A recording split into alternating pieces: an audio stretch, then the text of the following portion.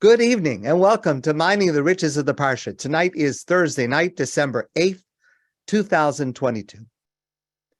At the beginning of our Torah portion, VaYishlach, Yaakov is returning home to Israel after an absence of more than 20 years.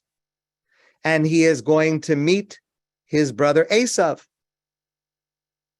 VaYishlach Yaakov malachim lefanav el Esav achiv. Yaakov sends messengers ahead to tell Esav that he's coming, and of course that he's coming in peace. However, when the messengers come back, Yaakov is very frightened. Vayira Yaakov ma'od, vayetzer lo.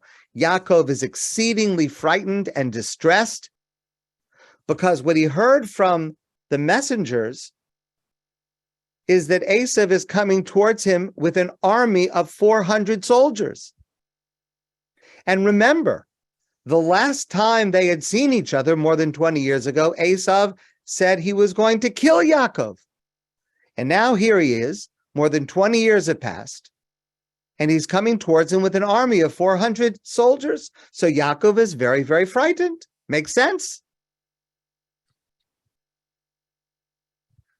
But our rabbis always look for a deeper spiritual meaning to whatever happens in the Torah. And our rabbis ask the following question: why should Yaakov be afraid?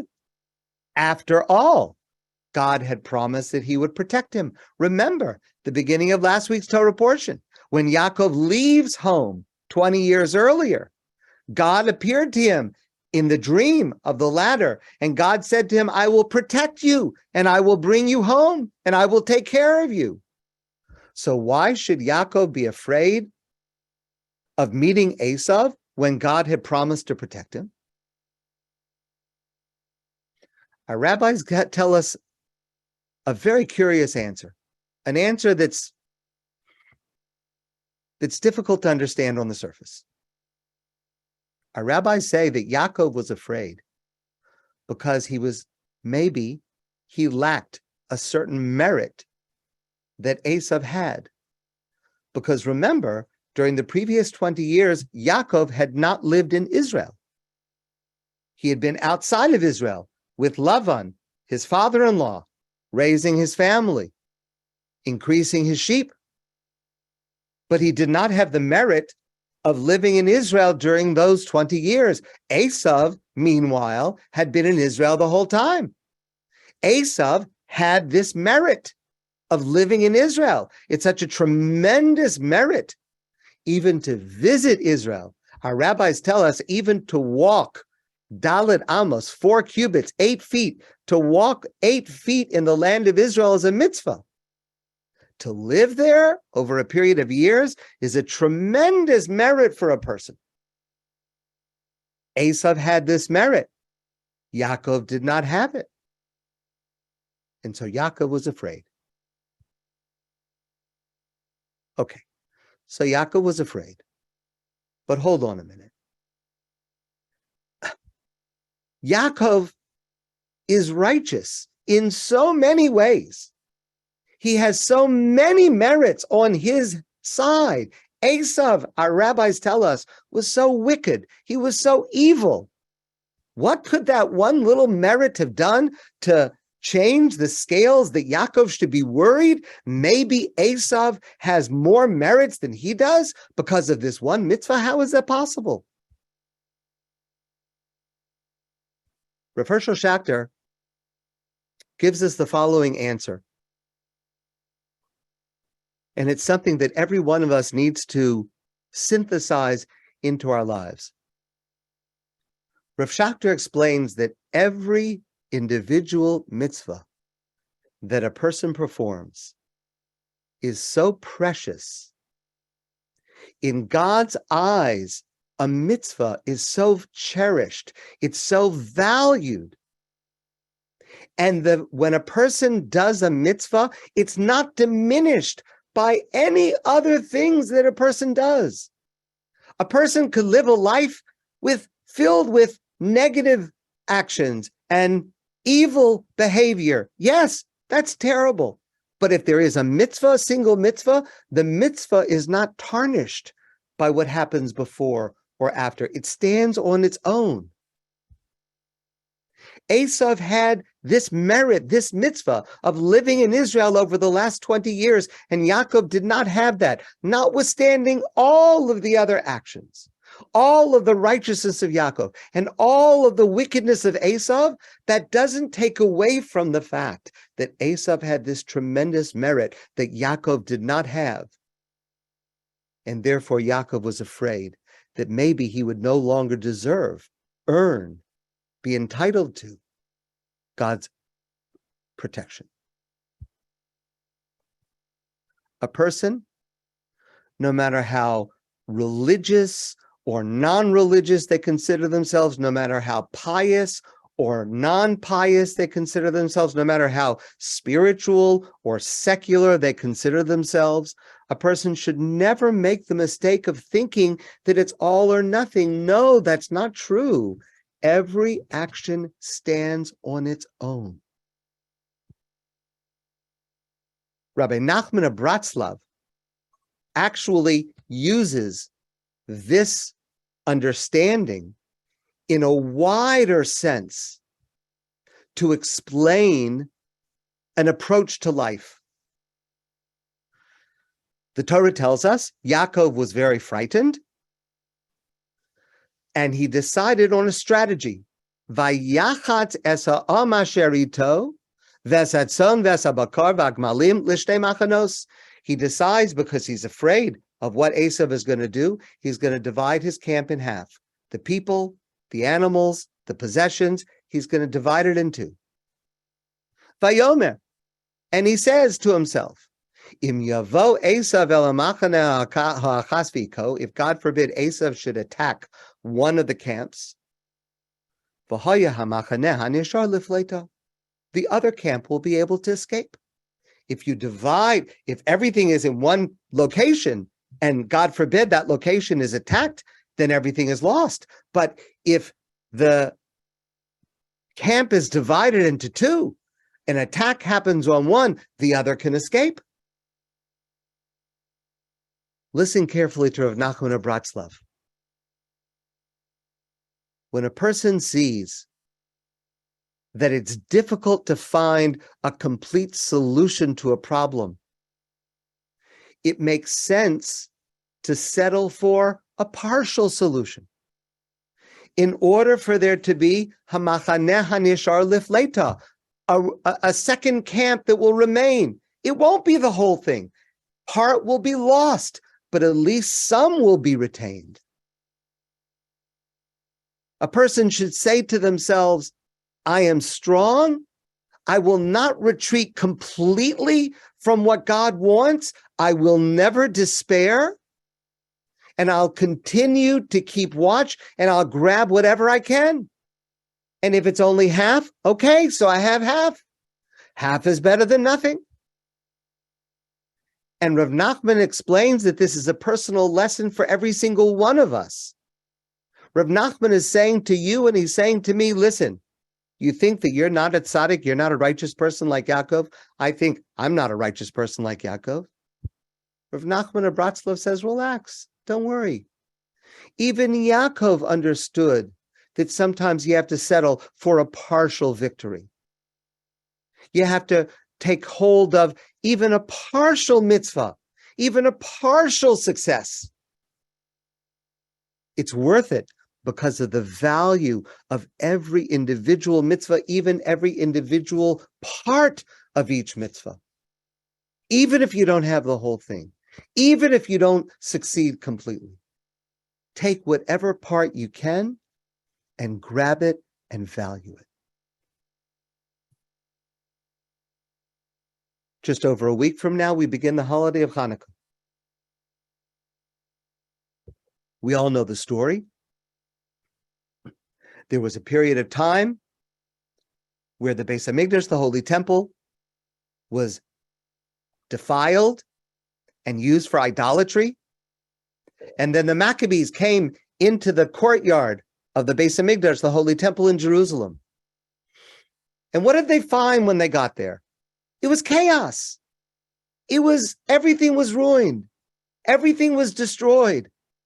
Everything was broken. And they found one small jar of oil. The amount of oil that they found was only enough to last for one day. And it would take another week to produce more oil. So what's the logical thing to do? If I would come to that situation and I see the whole thing is messed up, and I could light the menorah, I could restart the Beis HaMikdash for one day, and then it's going to have to go dark for a week. That doesn't make sense. To my mind, what makes sense is, listen, it's been out of use for 2.5 years. Let's clean it up. Let's get the oil that we need. Let's get the supplies. And once we're ready, and once everything is in place, it's only another week. Wait another week, and then you'll be ready. But that's not what they did. Because they understood this lesson that Yaakov is teaching us. That to light the menorah for one night is also a mitzvah. And it's not nothing. Yes, according to the natural laws, it should have been there was only enough for one night. And after that, they'd have to go back dark again for another week. Yes. But to light the menorah once is also a mitzvah. And if you have the opportunity to light the menorah one time, if you have the opportunity to bring the Beis HaMikdash, the Holy Temple in Jerusalem, back into service for one day, that's worth it. Grab it. Don't wait until everything is in place and you're going to be able to keep it going forever. If you can do it for one day, grab one day.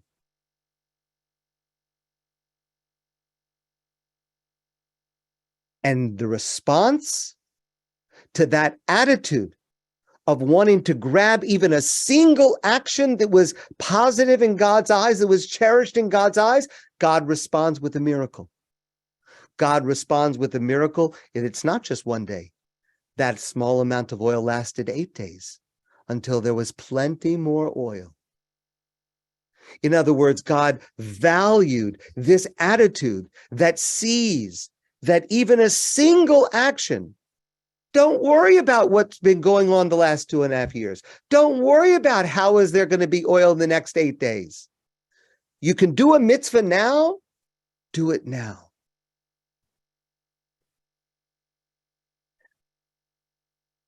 I fear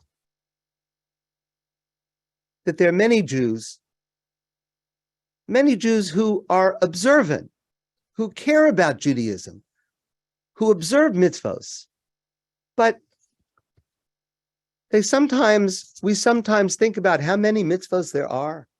I've got to do this, and then I've got to do this, and I can't do this, and I can't do this. There's so many mitzvos, so many requirements. It's kind of a burden. Couldn't it just be a little easier? 613? What would have been so bad if it would be, 63 instead of 600? Our rabbis tell us the famous line in Pirkei Avos, Rabbi Hanania ben Akashia Omer. Rabbi Hanania, the son of Akashia, teaches, Ratzah Kadosh Baruch Hu lezakos es Yisrael. Lefichu hirbahem Torah mitzvos. God gave us so many mitzvos. You know why? Not to burden us, to give us opportunities for merit, to give us opportunities to ennoble our lives. Every mitzvah is opportunity. And even if you can grab one, it is so valuable in God's eyes. Doesn't matter what happened before, and it doesn't matter what happens after. That single mitzvah remains.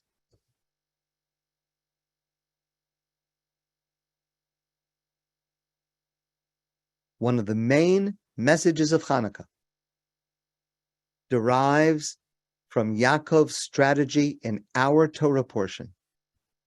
Grab a hold of any mitzvah that you can, even one, even part of one.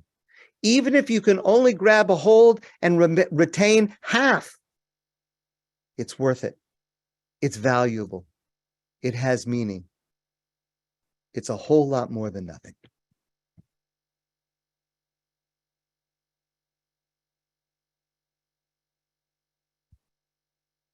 So Yaakov begins this strategy of dividing his camp in two.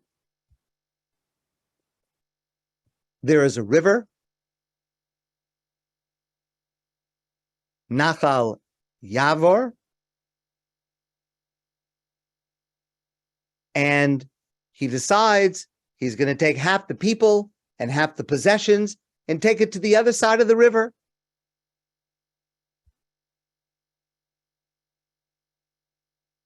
Vayakam balaylahu vayikach eshtei nashav veshtei shevchosav. Yaakov, this is the middle of the night, because tomorrow morning he's going to be meeting Esav. He doesn't know whether Esav is going to come as friend or foe, as brother or enemy. So in the middle of the night, he takes half of his camp, vayavor es mavar Yabok, and he crosses the Yabok River. Vayivaser Yaakov levado, and Yaakov was left alone. Vayeavek ish imo ad alos hashachar, and a man wrestled with him until the break of dawn, all night long. It's a very cryptic passage. It's a very mysterious passage.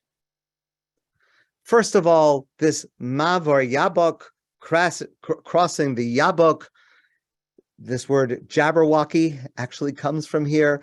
There's all kinds of mystical understandings, crossing to the other side between life and death. It's a very complicated, mystical, unclear passage.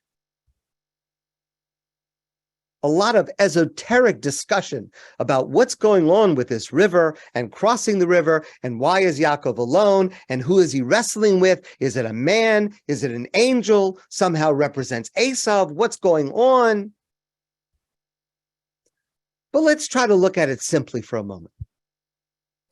Yaakov is putting into practice the strategy of dividing his camp into two.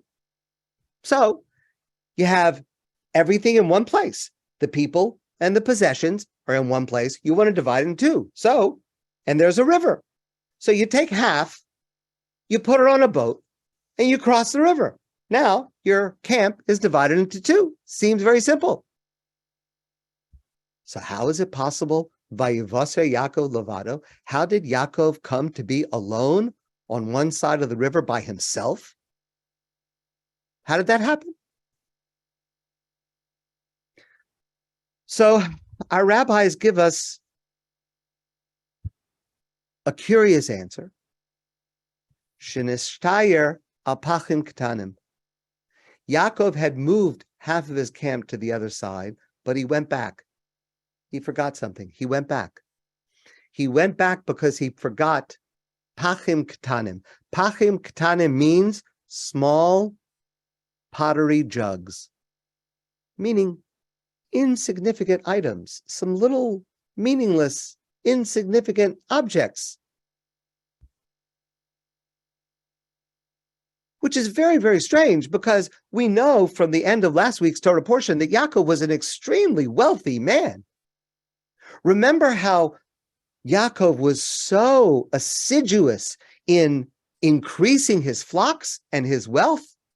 And remember, we studied this before, how Yaakov's action, how hard he was working day and night, cold and hot.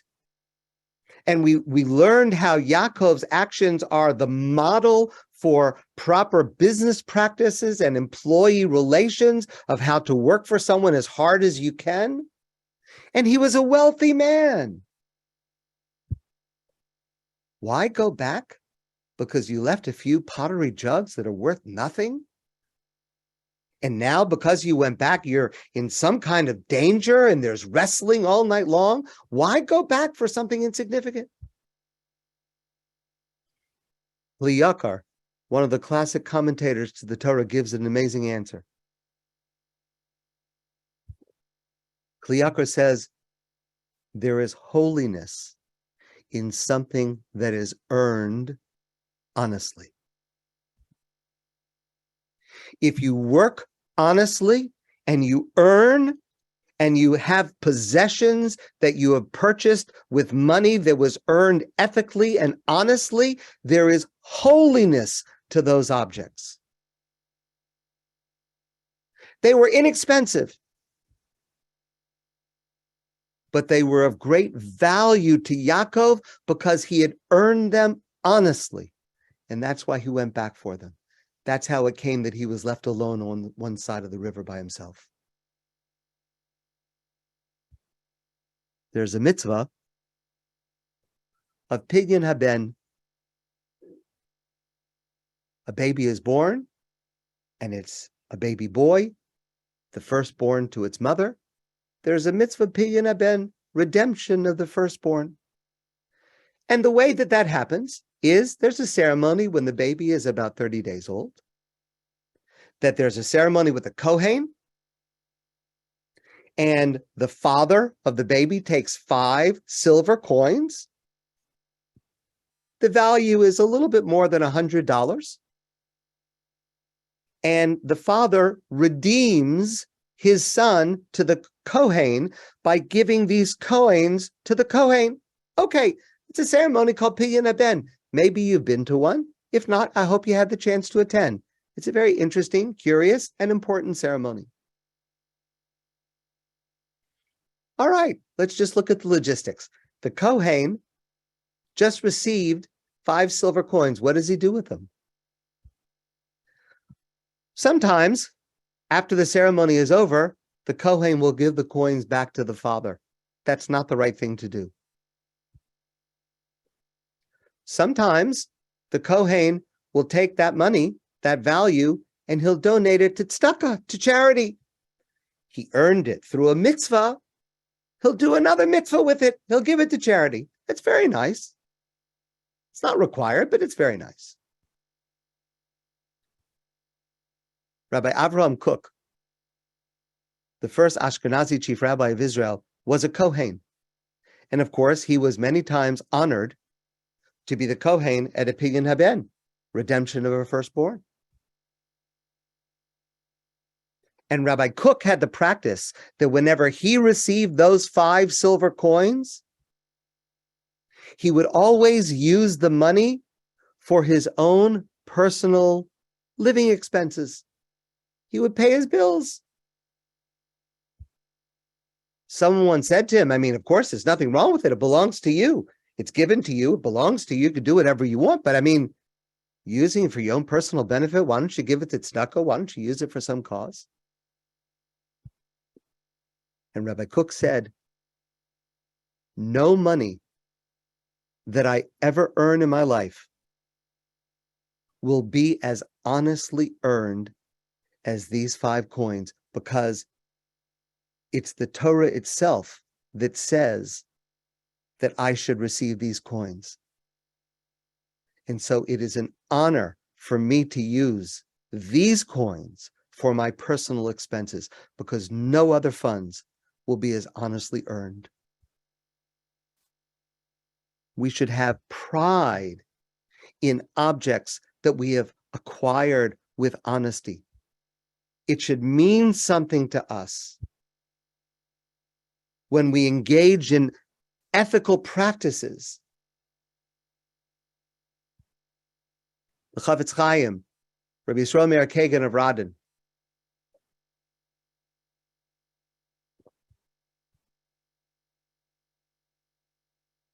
he once said to his son, it was a weekday. He said, I want you to come with me on an errand. But before we go on the errand, both of us are going to put on Shabbos clothes. Chavetz Chaim was a very poor man. He didn't wear Shabbos clothes during the week. It was very unusual. He put on his Shabbos clothes. He told his son, put on your Shabbos clothes and come with me. They set out on a walk. They went to someone's house. The Chavetz Chaim knocked on the door. A man answered the door, and the Chavetz Chaim said, I'm here to repay the loan that you lent me. I owe it to you. Today it's due. And I'm today fulfilling the mitzvah of repaying this loan on time. And to be able to do that in an ethical and honest manner was so important. The Chavetz Chaim wanted his son to witness, and he wanted to see how precious it was that he was getting dressed up to treat it as an important occasion, that he was paying a debt properly and on time. But let's go a little deeper. Because the Talmud has a more elaborate version of this statement. Vayivasar Yaakov levado, Yaakov was alone in the middle of the night. Amar Rabbi Elazar teaches, Shinishtayer apachim ktanim. He was alone because he went back for the small jugs, the jars, the little utensils that he forgot on the other side. Mikan, from here we learn a lesson. Mikan litzadikim shechaviv aleim mamonim yoser megufam. From here we learn that for righteous people, for ethical people, for honest people, their money is more valuable to them than their lives. That's what the words say. Mikan litzadikim shechaviv aleim mamonim yoser megufam. From here we learn that for righteous people, their money is more dear to them than their lives. What does that mean? I mean, that goes against everything we know about Jewish values and Jewish law. Person's not allowed to put themselves in danger in order to save themselves some money or even to get back some money. What does this Talmud mean? It cannot possibly mean that Yaakov was willing to put himself in danger and risk his life by being alone, where he'd be wrestling with this, whatever it was, this man, this angel all night, because he left some insignificant, inexpensive utensils. It's just not possible. And furthermore, listen to this statement of the rabbis. HaKadosh Baruch Hu Amar Yaakov, God said to Yaakov, Ata masarta nafshecha al pach katan bishvili. You, Yaakov, were willing to risk your life in order to retrieve a small jar. V'gam ani ba'atzmi ashalem lebanecha b'pach katan. I'm going to repay your mitzvah to your descendants, where I will provide a pach katan, a small jar, livnei chashmonoi, to the children of the Chashmonoim, Yehuda Maccabee and his family, shenasa nes ayidei pach katan, where a miracle will take place through a small jar. What's the connection of Chanukah to Yaakov going back for the small jar? What's the connection?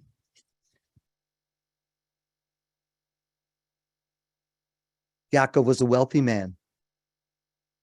He did not need those small utensils. He did not need a small jar. He would not have gone back had he known that he was actually going to place himself at risk and danger, obviously. But he was willing to expend energy and inconvenience, though he could clearly afford to leave the utensils where they were. But as the Kli Yakar explains, or Rav Shamshofol Hirsch explains, Yaakov realized that everything he had was a gift from God. And even if it was inexpensive, it was still something that God had given him. And that means that wasting something is wrong, not just because you can't afford to waste it. And wasting something is wrong, not just because somebody else could use it. Wasting something is wrong because if you have something, it means that God gave it to you. And to waste it is to lack appreciation for a gift that God has given you. Imagine you receive a gift from someone you love and who loves you. It's going to be important to you, even if the object itself is insignificant, because of who gave it to you.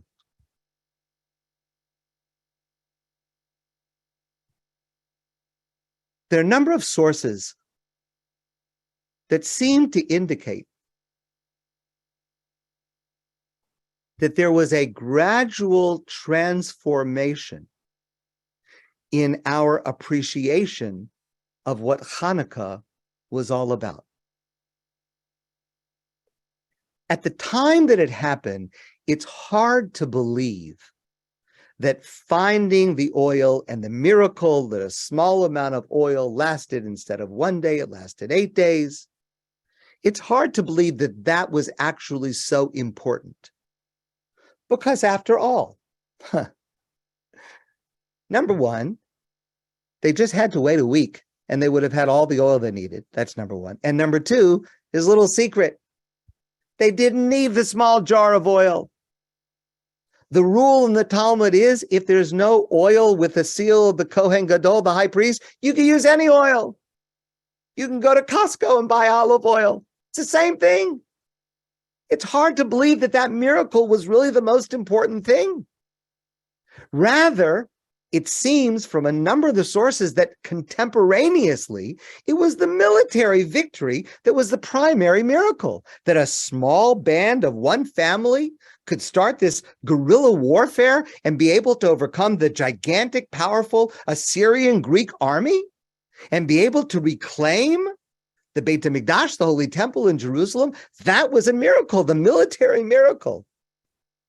If anything, the miracle of the oil might have been a signifier. It might have been a symbol to indicate that God was pleased with the actions and the activities and the successes of Yehuda Maccabee and his family.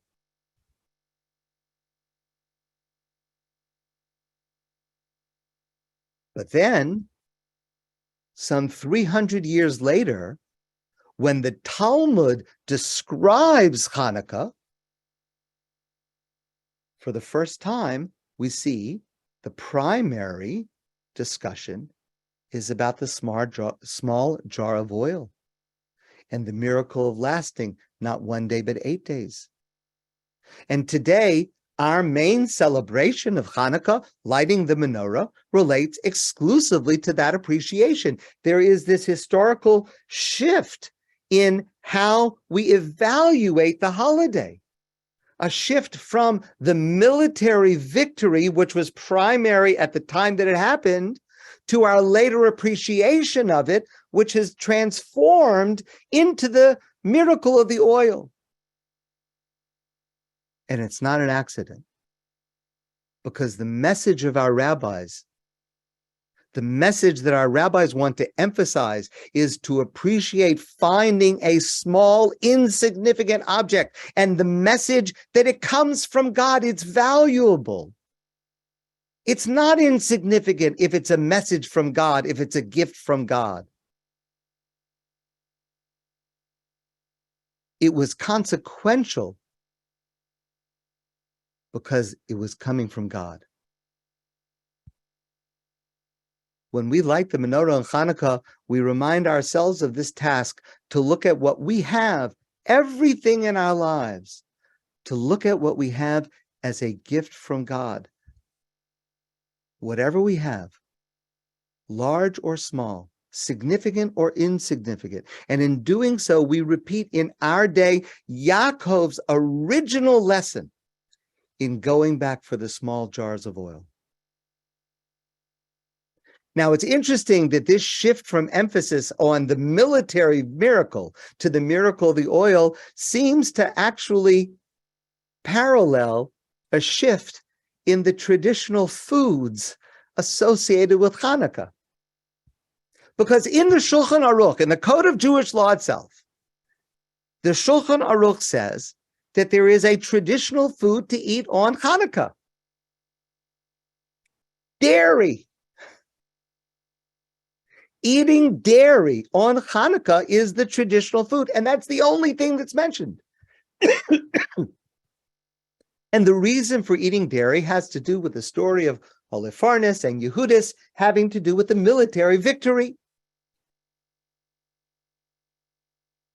Our present practice, where many of us, to celebrate Chanukah, will have potato latkes or sufganiyot or donuts, something fried in oil, of course, is a reminder of the miracle of the oil. So even in the foods, there is a transformation from the emphasis on the miracle of the military victory to the emphasis on the miracle of the oil.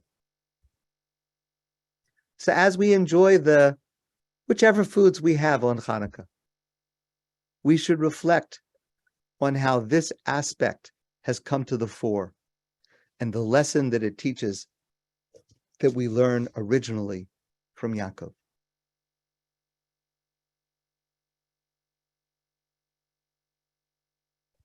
Okay, so Yaakov and Esav reunite. It works out peacefully. Vayasha bayomahu Esav ledarko seira, but they decide they're going to part ways, friendly, but they're going to part ways. Esav goes his way. The Yaakov nasa Sukkosa, and Yaakov goes to a place in Israel called Sukkos. Vayiven lo bayis, he builds for himself a house. Ulemiknehu asa Sukkos, and for his flocks he builds a sukkah, a temporary dwelling. Al kain karashem hamakom Sukkos, therefore the name of the place is called Sukkos, just like the holiday, which is not going to come into being for several centuries. Now, that's a very strange verse, and there are two problems with that verse. The first is that Yaakov called the name of the place Sukkos after he got there, right? Because he got to this place, and he built these Sukkos, and he called the name of the place Sukkos, but the verse first says he went to Sukkos. So apparently, it somehow already had the name Sukkos before he did the action, after which he named it Sukkos. It seems out of order. Okay, maybe you'll say that's just the biblical way of writing, that it was called Sukkos because later he was going to build these enclosures, Sukkos, for his animals, and he was going to call it Sukkos. Okay, it calls it out of order, out of chronological order. Maybe, but it's a little strange. But the other question is much more difficult. You move to a town, you build yourself a house, you build a structure for your animals called a sukkah, and you call the name of the city Sukkos. Why in the world would you call the name of the city the name of what you built for your animals? Why wouldn't you name it for what you built for the people?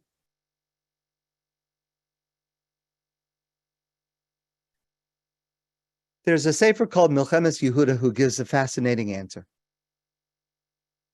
Sukkos is not just a place on a map. Sukkos is a state of mind. Remember where we are in Yaakov's life. Yaakov grew up in his parents' home. At a certain point, he had to run away, and he lived with Lavan, raised his family. And now he's coming back to Israel, and he's now entering a new period of his life. The previous 20 years he had spent working, remember, day and night, hot and cold, in order to increase his flocks. And now he moves back to Israel. And Yaakov says to himself, you know what? I've lived a lifetime devoted to material pursuits, to increasing my wealth. There's a benefit to that. There's a value to that. But that can't be all there is to life. I don't want to live the rest of my life with that as my primary goal. I want to live a life now, a life of a sukkah. What is a sukkah? Our rabbis discuss this in the context of the holiday of Sukkot. My sukkah. What is a sukkah? One opinion is diras aroi. It's a temporary dwelling. It refers to the temporary dwellings that the Jewish people lived in while they traveled through the desert. In other words, it's a kind of a dwelling that is not an end for its own sake. It's a means for a journey. It's the way that you're going to be able to travel from here to there.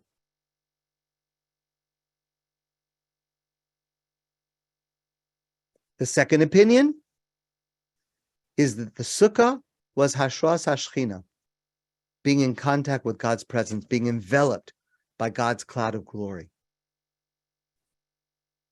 In this context, both of those meanings are true. Yaakov decided, at this stage of my life, I want to live a life where I'm surrounded by sukkos. It is a life where I'm beginning to see the acquisition of wealth not as an end in and of itself, a means necessary, but there's a higher end to live a life connected to God, to live a life where I make a statement to my family, to my children. These are my values. The wealth that I have is not important. It's temporary. It's there to get me through the journey. The goal of the journey is to do what is right and moral, what brings me closer to God. The truth is, some people do this after a crisis. Some people have a health scare, God forbid. Some people lose their job or encounter financial insecurity, God forbid. Some people going through COVID. Reevaluate my life. Is this really what I want to be doing for the rest of my life? Is there something else, perhaps? Is there some other direction I should be taking? But every one of us needs to learn from Yaakov, first, that from time to time we have to re-examine our lives. We have to question our priorities. Is this what I want to be doing for the rest of my life?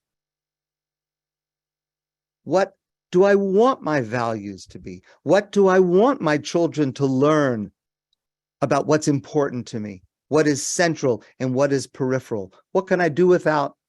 And what am I really living for? And then once I've figured that out, I have to be able to make the changes necessary to bring that into happening. Let me share with you one last insight, please. This is an insight from Rabbi Avraham Kook. I mentioned him before, first Ashkenazi chief rabbi of Israel. And it explains a subtle, obscure discrepancy in our Torah portion. It addresses a thorny theological problem, and it expresses the essential character of Rabbi Kook, his life as a Jew and his life as a leader. Near the end of our Torah portion, after Yaakov meets Esav, after the wrestling, after the other encounters, after the terrible events that happen with his daughter Dinah, after all that happens, V'nakuma v'nala Beis Kale. Yaakov and his family moved back to this place called Beis Kale. Ve'eseh sham mizbeach lakel ha'ona osi b'yom tzarasi, and I will build there an altar in worship of God who answered me in my day of distress. Vayihi imadi baderach asher halakti, and this God who has been with me through all this journey of many, many years that I've been traveling, I'm going to build an altar. And so Yaakov comes back to Beis Kale, vayiven sham mizbeach, and he builds there an altar. Vayikra lamakom Kale Beis Kale. He calls this place the place of God. Hisham niglu elav ho'alakim, because that is the place that God appeared to him, bebarchu mibnei achiv, when he ran away from his brother Esav. Remember back to last week's Torah portion. Yaakov is running away because his brother Esav has said that he's going to kill him. So Yaakov runs away, and he comes to a place. It happens to be Beis Kale, and he falls asleep, and he has a dream, this magnificent dream of a ladder resting on earth, reaching up to heaven, angels ascending and descending, and at the top is God. And God makes this promise to him: I'm going to protect you, I'm going to take care of you. You're leaving Israel now, but I'm going to protect you and I'm going to bring you back. Vayikatz Yaakov mishnaso, and Yaakov awakes from his sleep. Vayashkem Yaakov aboker, when he gets up in the morning, vayikachas ha'even asher sam merashosav, he takes the stone that he had rested his head on, vayasam osa matzeva, and he erects the stone as a matzeva, a monument. Vayikra Hashem hamakom hahu Beis Kale, and he calls the name of this place Beis Kale. Vayider Yaakov neder lemor, and Yaakov promised an oath at that time, and he said to God, Im yelakim imadi, if you will be with me, God, ushmarani baderech hazer asher anochi alech, and you will protect me along the journey that I'm going on. V'nasan li lechem lechol beged lilbosh, you'll give me bread to eat and clothing to wear. V'shavti v'sholom abeis avi, and if you will return me safely to my father's home,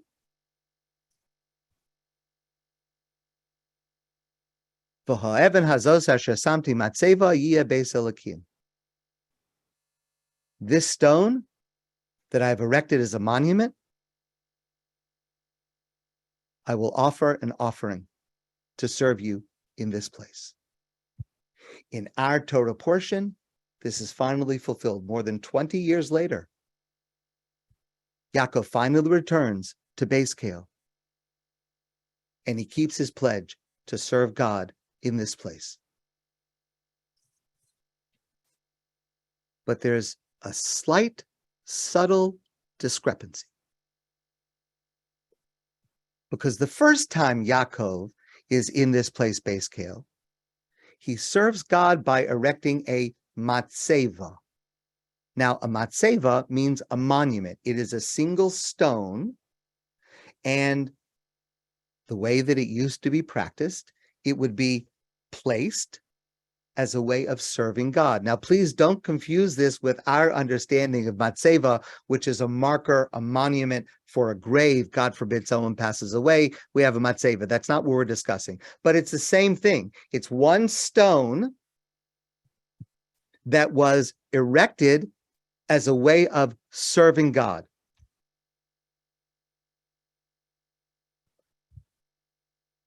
In our Torah portion, when Yaakov comes back to Beis Kale, he does not erect a matzeva, he erects a mizbeach, an altar. What's the difference between a monument and an altar? The difference is a monument is one single stone. An altar is built of many smaller stones that are built together to create the altar. And this subtle difference indicates a shift in paradigm in how God was served from one generation to the next. Each of the three patriarchs, Avraham, Yitzchak, and Yaakov, had their own individual, unique way of serving God. Avraham served God with kindness and hospitality. Yitzchak served God with awe and submission. Yaakov served God with studying Torah. And in the generation of each of them, that was the path. And it was unique, and it changed from one to the other because they were different personalities. But now in our Torah portion, Yaakov returns 22 years later And now he has 12 sons. And these 12 sons will form the 12 tribes of Israel. And for the first time, there is no longer a single path to serving God. This is the beginning of a new era of multiple paths of serving God. Each one of Yaakov's sons had their own unique way of approaching God. This is the beginning of Klal Yisrael, of the community of the Jewish people, because the Jewish nation requires a variety of talents. The altar that Yaakov built now was built of many stones, indicating this new paradigm in how to serve God. There's no longer a single uniform way to serve God. No longer a single stone, matzeva, but rather a mosaic of individual stones, individual approaches, all with one common desire to serve God. But with this new way of serving God, a problem arises. And that problem is that each person believes that their path is better than the others. How can you have a multiplicity of paths towards God without one denigrating the other? And in fact, this is the goal that occupies the rest of Yaakov's life. How to be able to unify his family. And tragically, what we're going to see next is the utter failure of that enterprise with the enmity between Yosef and his brothers. It doesn't work at first. The stones are all jealous of each other. They're all at war with each other. Until finally, by the end of the book of Bereshis, we find that Yaakov's family is described as Shivim Nefesh, 70 soul, singular. Finally, there is the understanding among Yaakov's family that it's only the externals that are different. Only the externals separate us. But what is essential, that we're all serving one God, there are many paths, but together they create an altar. Many stones joined together. We don't serve God today with an altar, but it remains our model of how to serve God.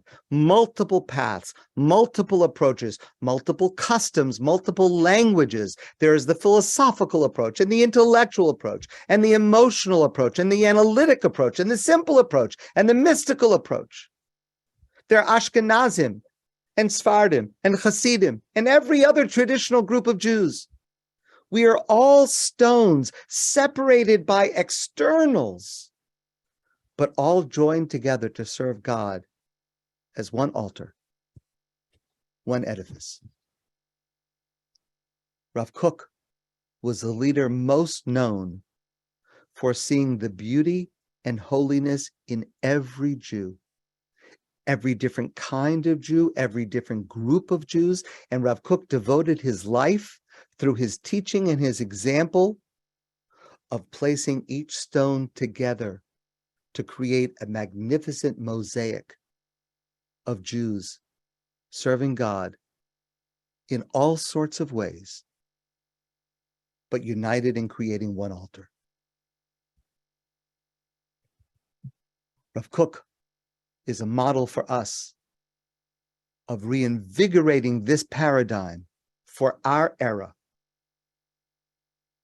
that was initiated by Yaakov in our Torah portion and that we need to incorporate into our lives to see the beautiful mosaic of the Jewish people together as stones that together create one altar to serve God.